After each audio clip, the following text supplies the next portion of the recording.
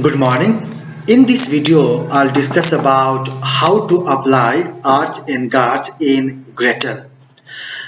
I have already discussed about concept of arcs and guards along with their equation in separate video. Before going through this video, I request you to go through the concept of arcs and guards which I have already discussed. I have series of R Mexico. So that is nothing but return on Mexico. So first and foremost, the process is we are supposed to test stationarity of the series. For that, I go to variable, click on unit root test and select augmented Dickey-Fuller test. Then click on OK. The moment I click on OK, I find outcome of augmented Dickey-Fuller test. So here my p-value is less than 5%, which confirms stationarity in this R-Mexico series. Then let's talk about second step. Second step is checking the volatility, clustering or arch effect. For that, I select this R-Mexico variable, press on right click and select time series plot. Then you find a figure. This figure represents that these high changes are followed by high changes, low changes are followed by low changes. Again here high changes are followed by high changes and low changes are followed by low changes.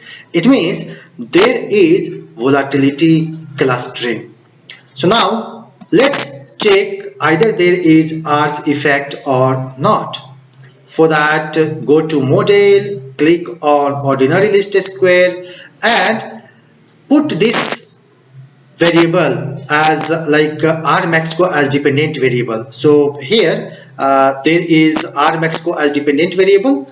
I'm going to regress on constant, so no need to write another variable as independent variable. Then click on OK. You find a regression outcome from this OLS model.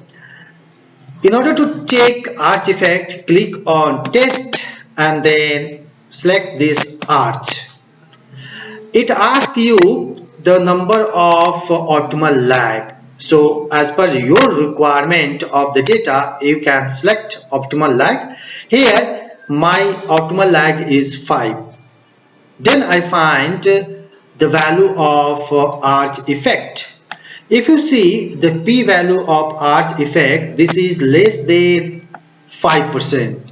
What is my null hypothesis? My null hypothesis is there is no arch effect. So if you see p-value is less than 5%, which confirms that there is arch effect.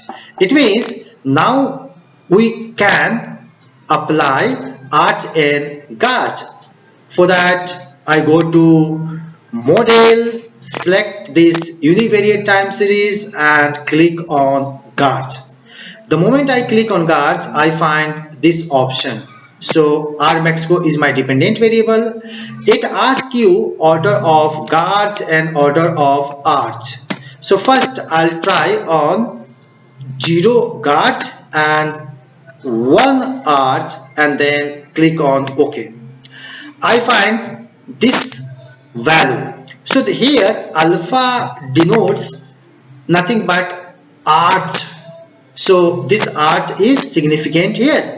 Again I go to edit and modify model. Now I select guards 1 and arch 1 and then press on OK. So I find here significant of alpha as well as beta. It means arch is also significant, guards is also significant. So this model is guards 1 1 as it has one order of arch and one order of guards. The earlier model, that is arch 1, because there is alpha 1. There is no guard model in this case. Now which will be suitable? For that I see this Akake information criteria.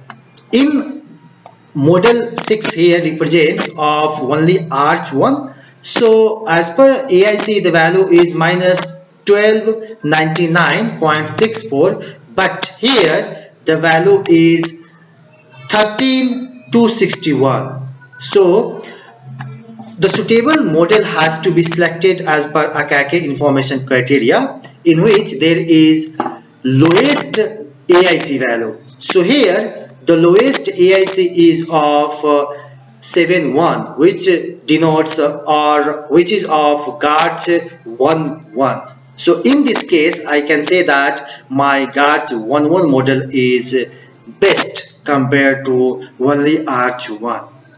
So that is all about arch and guards in Gretel. I hope you like it. Thank you very much.